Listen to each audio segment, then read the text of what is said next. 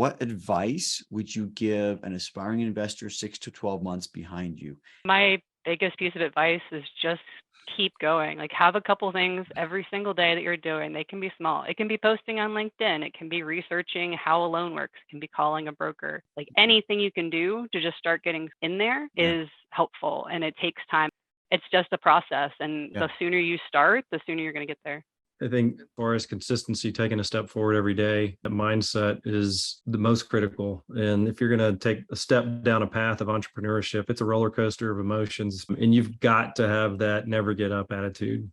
I'm Brian Briscoe, host of the Diary of an Apartment Investor podcast. And this is a first deal episode where we walk through what it takes for someone to find, fund, and close on their first apartment complex. And if you're an aspiring investor yourself, you are probably trying to do exactly the same thing. So before we get to this episode, make sure you hit the subscribe button below and the little notification bell to make sure you get notified every single time we post a new episode. And now, enjoy the show. Welcome to the Diary of an Apartment Investor podcast. I'm your host, Brian Briscoe, and I'm very excited for today's show. We've got two of my friends on the line with us today. We got Rachael Jones, Brady Hoffpauir, who are going to talk about closing on a deal in the Charlotte, North Carolina MSA. And remind me, how many units was it? 20-ish? 28. 28. So 28 unit apartment in just outside of Charlotte, North Carolina. Brady, Rachael, welcome to the show. Awesome. Thank you, Brian. I am really excited to be here, Brian. We've been talking about showing up again for quite a long time. So it's awesome to be back in living color. And that's one of the fun things about the podcast is both of you came on the podcast as an aspiring investor, but to be honest, we've known each other for 2.5, 3 years. I don't know how long, but quite a while before we even started talking about the first podcast episode. But it's always fun bringing people back for the second time. So welcome back to both of you. And for the listeners, if you want to check out either of their previous podcast episodes, they both came on as aspiring investors. Rachael was episode 270 and Brady was episode 177. If you're listening to this around the time that it originally airs, we're going to bring both of those episodes back up to the top. So you should find them really close to where you find this one. So anyway, check it out, listen to their stories and see how far they've come. Let's talk about your guys' background. Which one of you guys wants to chit chat first? I can go. That's fine. Right. Yeah. Brady, go. Yeah, sure. Before apartment investing, I was a project manager, am still. I've done that for a very long time and started dabbling in real estate, if you will, back in the early 2000s. And I was really doing it to have some side income. And then the market turned, flipped upside down. I was faced with a negative return if I sold the house that I was in. Fast forward a few years, once the real estate market stabilized, we were in a different instability, I would say, in my industry, if you will. And that forced us to start thinking differently about what do we really want to do for stability and what does that really mean? And that's when we started looking again back into real estate. And, to shorten it up, we started looking at single family homes, decided, no, we wanted more rooms to roofs ratio, if you will, right? Looked at small apartment complex and then quickly decided commercial real estate was really the way to go for many, many good reasons and really never turned back. I hired a mentor at one point. We've had mentors all along the way, both paid and through other relationships and so on, and really never turned back since then. And that's something important, mentorship is something that I think that's where we met actually was through a mentorship program, but it's something that I hold near and dear to my heart. You mentioned earlier that I think you used the word dabbled with real estate. I think a lot of people, that's what they do. They buy a single family home and they're dabbling. Once you start getting to commercial real estate, you got to move from a dabbler to more of a professional. And I think coaching helps you to get there. What kicked me off into that, I know we've talked about it in detail, Brian, but what kicked me off into that space was really, I'm a pretty competent person, but you don't know what you don't know.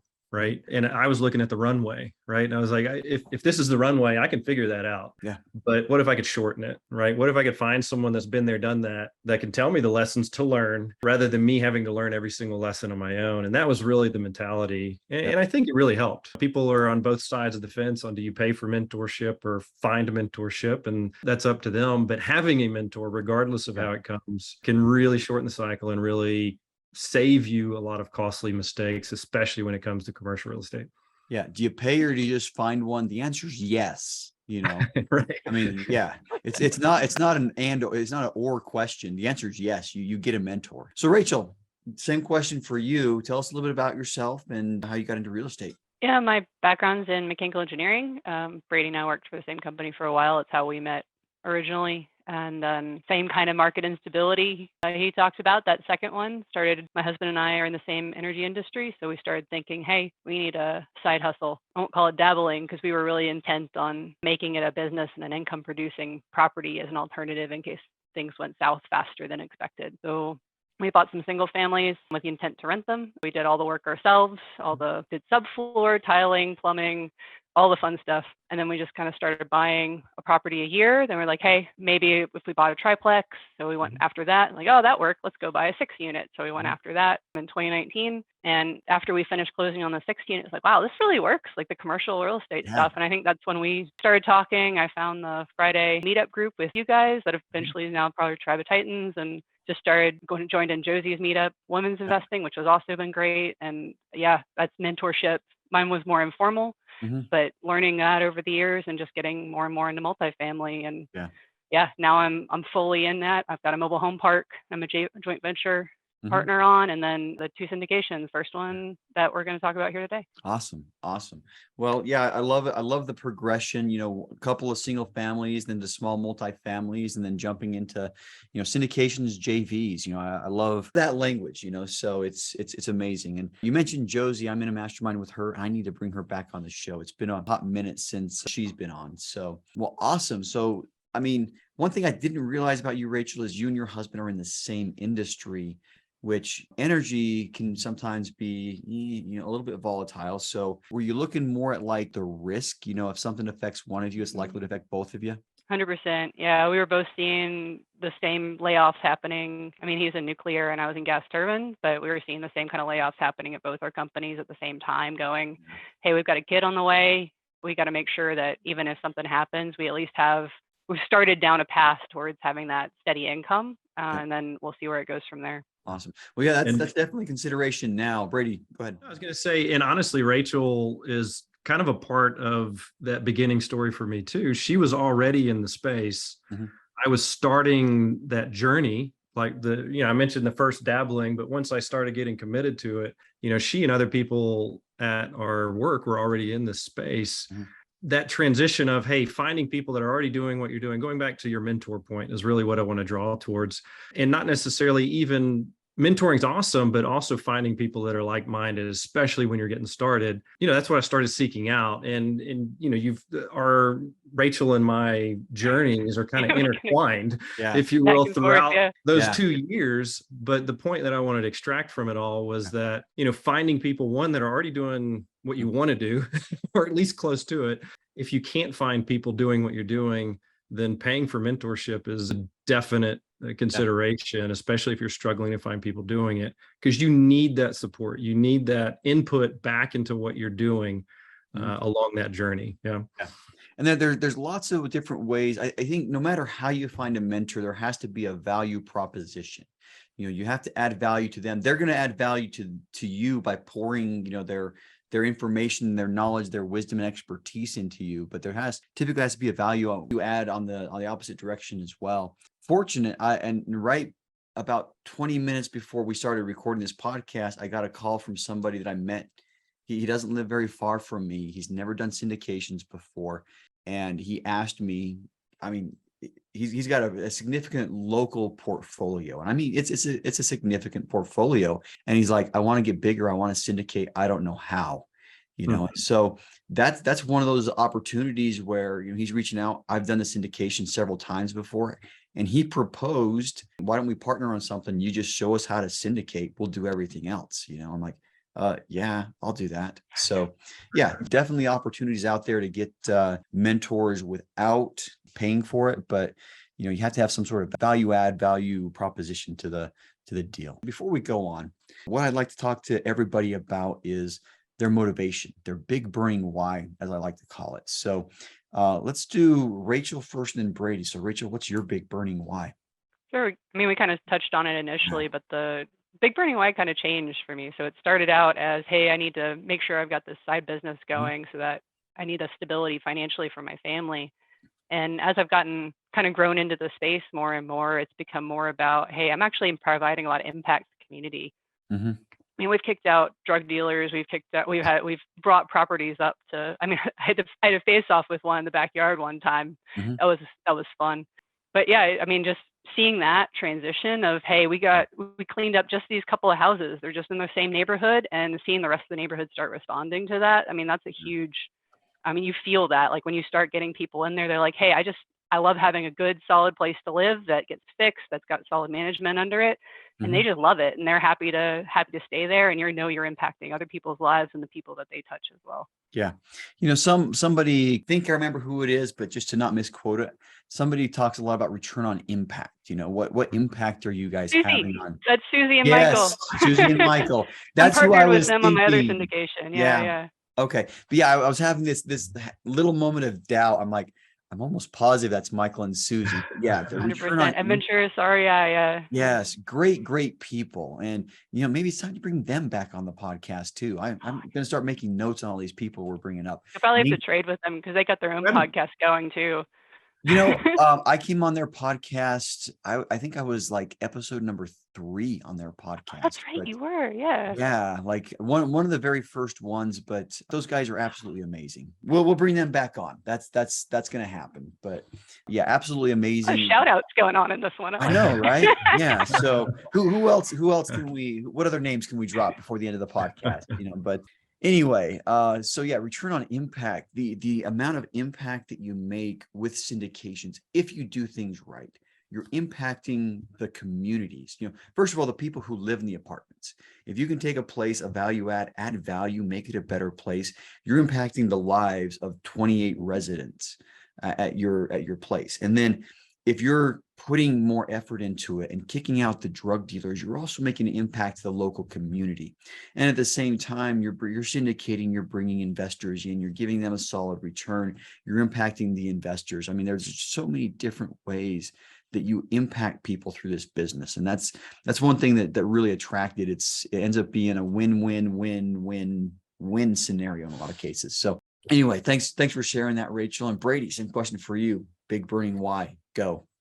A lot of what we just talked about is definitely a part of it now. I think it started out as, where I ended the journey earlier, which was, we needed some side income, we needed stability. But what it quickly turned into was when we started to understand the syndication side of it is, my own personal journey, I realized, hey, my goal was a little bit of financial freedom, some different choices that could be made in the future. It was never the money, it was what those dollars could bring to the table for me and my family. That's where it began. And certainly that's an awesome goal. Yeah. But what it transitioned to pretty quickly was exactly what you were just talking about, which was, our focus on our own personal investments were what can it do for us? And then when we started getting into that syndication model, it was, oh, wow, we can really make a tremendous impact for our investors, for our community. The phrase that has locked in here for the last several months for us in our discussions with investors is that a transformational investing. It's similar to what you guys were saying earlier. It's that transformational investing impact, meaning the investing with an intention to make a difference. Yeah. And for us on the sponsor side, that has a meaning, right? But we're also trying to encourage that on our investor side as of late with the mindset of, it really can be bigger than us. And I think that's what's gotten me more excited over the last, half of this year or so, is that mindset that's now started to work its way into a lot of conversations. And it's that come and join us type mentality, right? So on the sponsor side, hey, what fuels me is exactly what we're talking about. It's, I get to make an impact in the lives of the community in the apartment complex. We have truly made it a better place. As we get into this deal, we've had residents walk up to us and say, thank you for buying this. We've had city planners tell us the same thing. And you have that very rewarding side of it that, man, that's awesome to hear. Then you also have on the investor side, and then personally as well, it's like, well, what difference can we make also from the income and the profits that we're making off of it? And that's a very individualized scenario, I know, and it's not for everybody.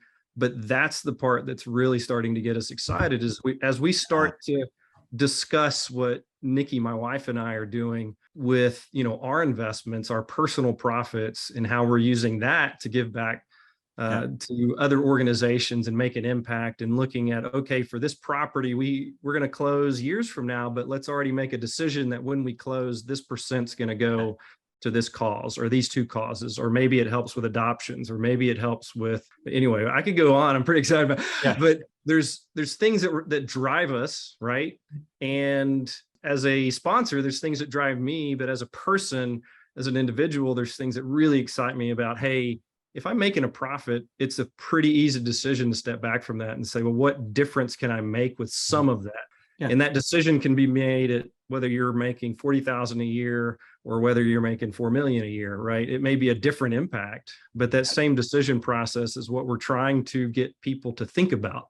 And nothing I can measure for people, but at the same time, that discussion is proving very worth it in this transformational investing type mindset. And something that I'll just highlight, that both of your guys' why has changed from when you started. I mean, there's still similar themes and elements, but as you do this more and more, I mean, if your first goal, once you meet your first goal, you got to sit. I mean, I did that. My first why was I was active duty in the Marine Corps, and I needed my fallback. I needed to have something to fall back on when I retired, so I wouldn't have to work for somebody else again. Box checked, year and 2 months ago, right? And same thing now. It's more of an impact for me. It's how can I do more good for more people? But I see that a lot of times. The whys mature as life progresses. So anyway, let's go into deal specific stuff. So, I mean, we already talked very briefly about how you guys had known each other for a while, lived same area, running around in the same groups. So let's talk about, first of all, finding the deal, and then actually formalizing, hey, we've known each other for a while, let's partner on this. Yeah.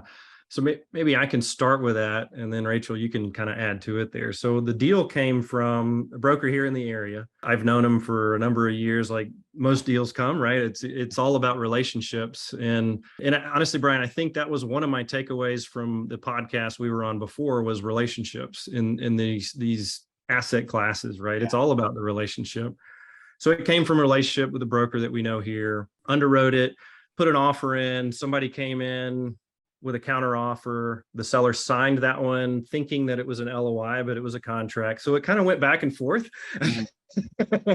Wow. Eventually, after about 3 months, came back to me. And then that's when we locked it up.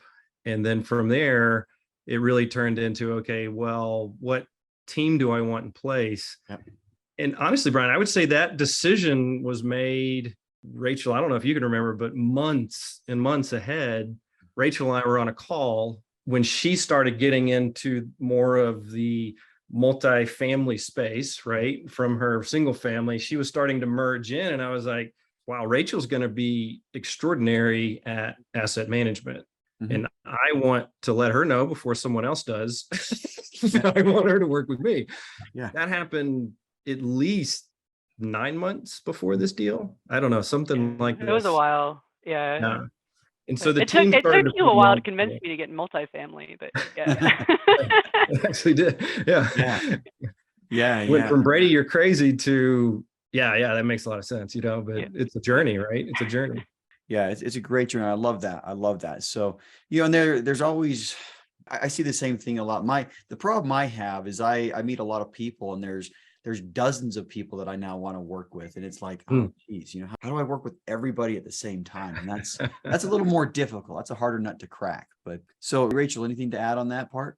Brady's got such an organizational mindset to getting, and like systems level, like the amount of Google forms and spreadsheets and the detail to which he's gone through every single one to make sure we know exactly what's going on at any given time. Everything's linked, so you minimize the amount of time. I mean, it is so impressive, the amount of thought he has put into making this into a system and not just like piecemeal, hey, I have no idea where this is or where that is. I mean, that's one of the things that I really wanted to partner with him. I mean, I was so glad when he was like, hey, I got this 28 unit, happens to be 10 minutes from your house. Let's go for it. I was like, yes. Beautiful. So it was, I mean, it's just been so much fun, and it's been certainly not easy, but yeah, it's been a journey to get here, and it's just been fun to work together. I'll tell Yeah, you one absolutely. thing about the systems. They're so vitally important. It may not be super important to be that detailed on 128 unit property. I mean, you probably could Oh, it is manage that asset fairly well, 100%. Yeah, but it is. Depends on the yeah, property. it's one of those properties. Okay, we'll talk more about the Oh yeah. property. All right, then a general, small multifamily, but when you start adding 2 and 3 and 4, and you have, more and more properties in the portfolio, then all of a sudden those systems become much more vital. I mean, you can't do it Yeah. without the systems. But anyway, I'm excited to talk about some of the fun, based on just off that comment by itself. So, but before we get to that part, let's talk more about the, getting to the closing table process. Mhm. Tell us about the financing and capital. So I assume you guys did what most people do. You get a loan and you bring in equity. So tell us a little bit about the financing and a little bit about the capital raise. Yeah, sure. So on the financing side, it was, I would say generically, right? Not just financing. I'd say generically from when we started it, it was truly like a team effort. And that's one of the things I was looking for is, well, who's going to come in and actually add value, not just do one thing after we close. And that's how we treated it. And so as we're going through this, right, we found financing we personally interviewed a lot of banks. Mm-hmm. I also reached out to several, or not several, but a couple of brokers, lending brokers that also reached out. And what we found is that honestly, some of those personal relationships with the banks proved to be the most valuable. And we went back and forth between the two. We ended up going with one of the relationships that actually Rachel had. Mm-hmm. They gave us a fixed rate loan, which is what we were looking for. Yeah. They gave us, Smart move, by the way. Yeah. we're Yeah. geniuses right now compared to a lot of people. Tease us a little bit. What interest rate did you get? You had to ask me that question, Brian. Yeah. Rachel, do you know it? So we had to renegotiate so halfway through, because the bank interest rate starting going up right before the end of our close, right before closing, and we had to go back, and the bank came back and like, hey, we can't hold, I think it was 3.75 or something we had before, like from February, right? So we've been running all that was all in our numbers, and like, we got to increase this. Yeah. And they were like, we're going to go up to, I think it was 4.25 or something like that. And we said, yes, but this is the max. Like, Brady negotiated with them to say, no, we cannot raise, this will not go up anymore, because they want to just make it floating until closing. And we're like, no. We have too much on the stake for this for our investors. We have to fix this. Yeah. And so he negotiated for us. I think, was it 4.25, Brady? It was like 4.25, something like that. Yeah, is where we finally ended up. And that was around the time, Brian, where, I mean, it's like the times right now where the feds are going to increase, a lot of questions in lenders' minds. Honestly, a lot of those negotiations that Rachel's referencing were just pretty blunt discussions, to be open and honest. I mean, I looked at the lender as almost a team member. Some people may not treat them the same way, I don't know, but we were very open and honest with where we were, what we wanted, how we wanted it, including there was some unexpected fees that came along the way that we actually got them to partially reimburse. But it takes, I would say to people that are looking at or listening to this, that never be afraid to ask your lender, because just because they say that's what it is doesn't mean that's what it still has to be. Right? Especially with smaller lenders, local lenders, especially if you've worked with them before. I mean, I think Brady, you were about to talk about the 36-month interest only that we got on this property, and 3 years interest only for, I mean, we're doing a lot of renovations, which I'm sure we'll get into, but that was a huge help. That's one of the main reasons we went with this bank, because we couldn't get that with the other bank we were talking to, even though the rate was a little bit different. And that's a great point. Some of the local smaller lenders, especially the ones that carry their own loans on their own books, they have a lot more leeway on loan terms and loan rates. A lot of the national lenders, I mean, if you tell them, hey, I want to fix this rate now, they're like, no, we can't. Like a Fannie or a Freddie, there's certain things that they have to do. So when you get to the local lenders, they're a lot more likely to work with you. And when you look at the fact that they're bringing, 2/3 to 3/4 of the purchase price, I think you should treat them as a partner, but Right. definitely. And I love how that worked out, just be able to negotiate. Hey, we have to fix it somewhere. We can only go some high before this deal doesn't work for us. And, you told them where the limit was and we're able to figure that out. So yeah, 4.2 compared to anything we're seeing right now sounds pretty amazing. Talk about raising capital now, the equity portion. I'd say it was a bit of a journey as well. And I honestly, Brian, if it's okay, I think we probably also need to touch on just the due diligence portion, because that played a pretty significant role. And there was a lot of back and forth on that. You go in your underwriting, you put in an offer and you say, this is my offer, because you're assuming I only need this much CapEx, right? And then you start digging into due diligence and you're like, well, all the contractors have changed. Everything is still changing. And plus we found XYZ, and so on of renovations we need to do. And what we found is that when we started talking, we thought, regardless of what was in the initial underwriting, we thought we'd be around 15,000 a door to do the renovations. We ended up, I think by the time we closed, we thought we'd be around 22,000 based upon Rachel's diligent effort of calling a million general contractors. We went through seven general contractors trying to get different quotes and being like, this can't be right. This can't be right. This can't be right. And so we were like, oh no, okay, we're good. Like, this is where we're at. Like, we're just going to have to figure out the right way to do here. And people told us we were crazy, by the way, Brian, but as well as I do that we're starting to look very intelligent now. We put 20% contingency on top of that number, including exterior. So we had exterior stuff to do. Both of them got a 20% contingency on it. And I'll tell you, it was 100% the right thing to do. To lower what in effect it does to the passive investor listening. In effect, it lowers your expected return by increasing the amount of capital that we're going to invest in the property. And people told us we were crazy, but at the end of the day, it was 100% the right decision, because you look at where we're at today with the rising cost of not only materials, everything, but labor is absolutely killing us. And if you look at where we're at today in CapEx, if we get to that point in more detail, then we're not in bad shape, right? Which is a lot of people today are wishing they would have made some different considerations. We're in the better side of that equation, which is we're very fortunate that we lowered those expected returns so that we could raise that additional capital. And a lot of people are reluctant to do that because they want to be able to deliver returns, but it's almost a zero-sum thing where, you go too far one direction, you're not going to be able, the returns look greater on paper, but it's harder to actually get to them. So a lot of goodness there, coming in with a little bit extra money in those funds.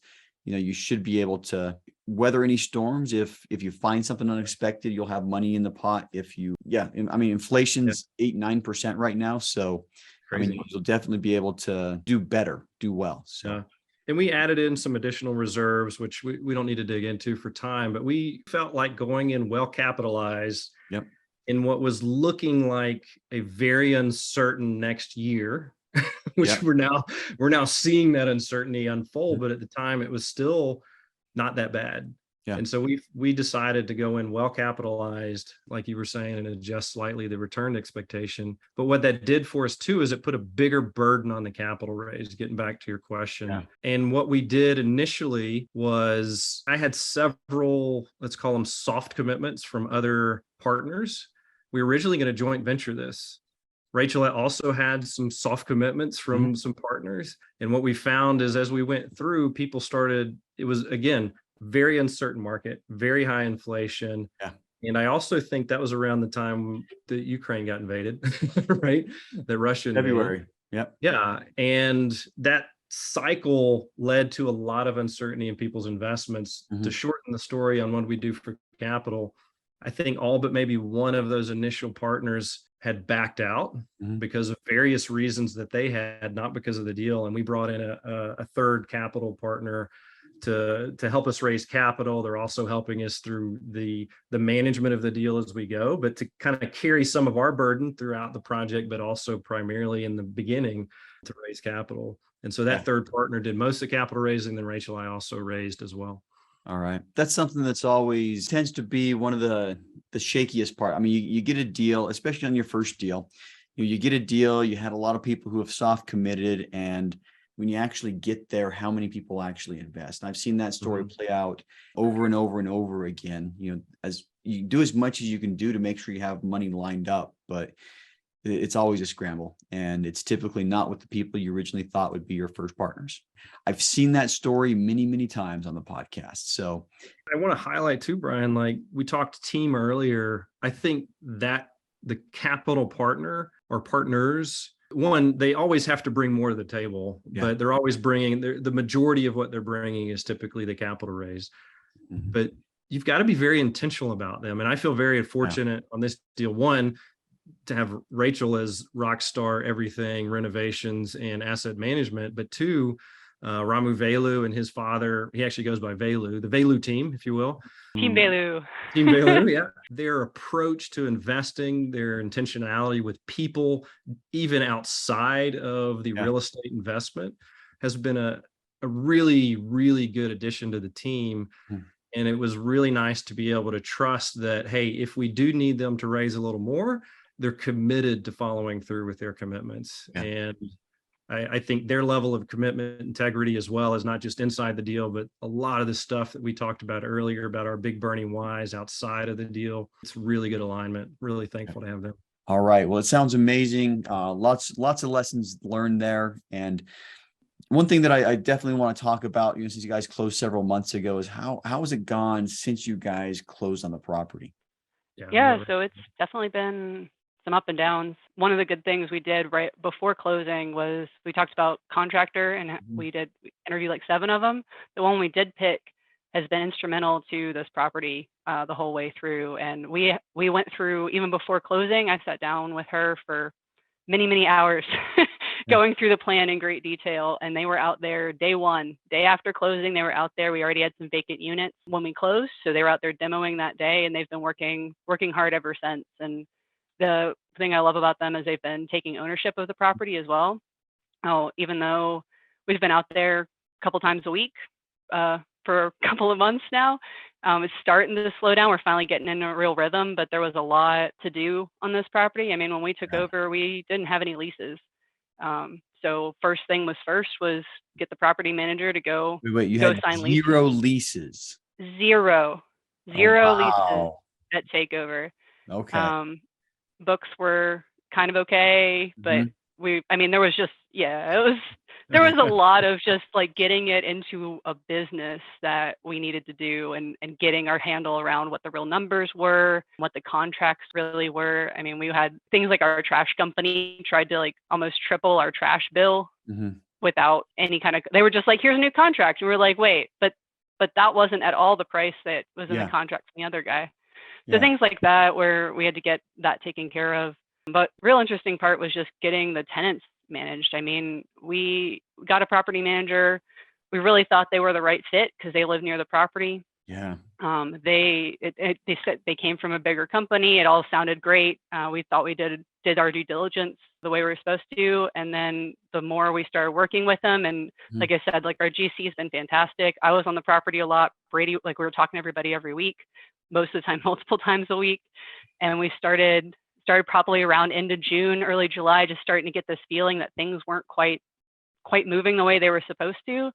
And then the more we kept asking questions, especially around evictions, we had a number of people that needed to be let out of the property, and they just couldn't answer us for weeks. We couldn't get an answer on those. And that was one of the big red flags. And we finally found out, oh yeah, no, those evictions, they went to court, they got thrown out because the paperwork wasn't quite right, and we haven't refiled or done anything yet. And we're like, okay, we're done. We're going to go get somebody who knows what they're doing.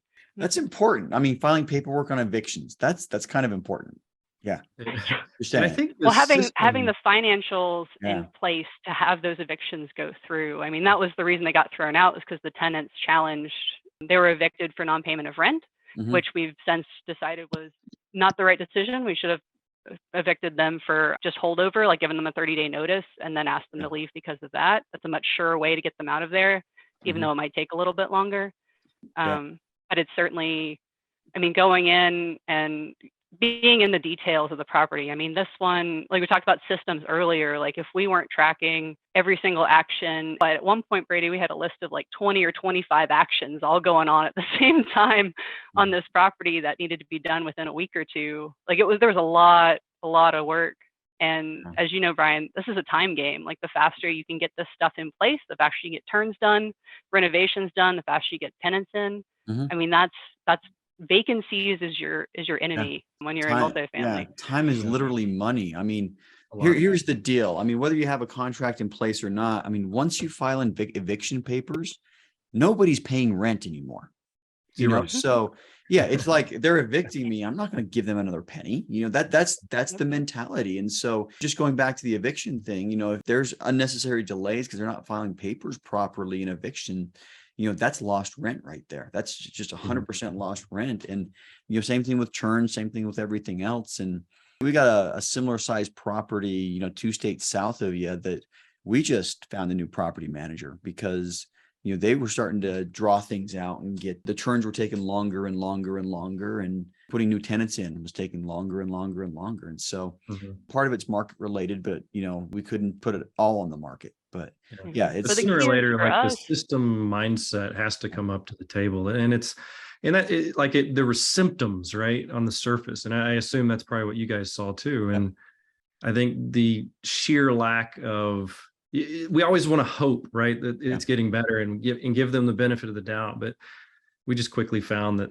systems were missing, and if systems are missing, it's not going to get better. And I think that's what I would also encourage, whether it's passive investor or active sponsor, just getting started, Brian, that's listening, you know, is don't be afraid to, you know, pull the trigger when there are missing systems, right? There's always symptoms that show up, but if it shows to more of a business issue, then you've got to go quick. And that's one thing that we learned that we did. Systems make all the difference, whether it's property manager or anything else. Yeah, absolutely.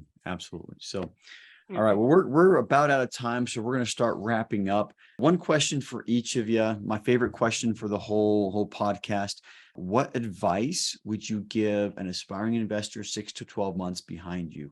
And Rachel, go ahead and go first. Thanks, Brian. Yeah, my biggest piece of advice is just keep going. Like have a couple things every single day that you're doing. They can be small. It can be posting on LinkedIn. It can be researching how a loan works. It can be calling a broker. Like anything you can do to just start getting in there is helpful, and it takes time. I mean, you heard both of us talk about this hasn't been an instant thing. It's been years of building and learning and getting our hands dirty and trying it out in different ways. And I'm sure we've got a long way to go to get higher up and get some bigger properties still, but it's just a process. And the sooner you start, the sooner you're going to get there. Yeah. You said 9 or so months between when you guys said, hey, let's work together on something. And when you actually, you had something under contract, it does take time. I love that advice. Brady, same question. What advice would you give? Yeah, I think same thing that Rachel said, as far as consistency, taking a step forward every day. The mindset is the most critical. And if you're going to take a step down a path of entrepreneurship, it's a roller coaster of emotions, especially if you're going to try and close a property. And you've got to have that never get up attitude.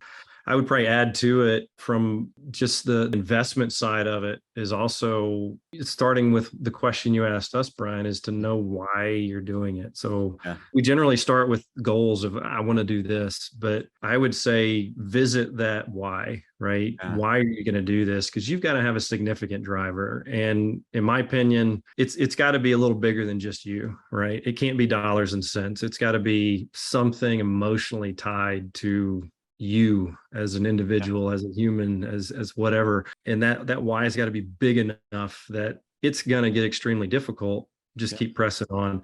And then real quick, the third thing I would say is people. One of those steps that you do on a regular basis has got to be talking to a ton of people, keeping track of those conversations, because you're going to be dependent on, whether it's now or in the future, you're going to need people every step of the way. And finding good people to work with is ultimately one of the most critical aspects of, you know, this industry. Love it. Yeah. So let's see, last question. And oh, by the way, great talking to both of you about this again. And I guess I can say that after the last question, but how can listeners learn more about you? Brady, go ahead, and then Rachel.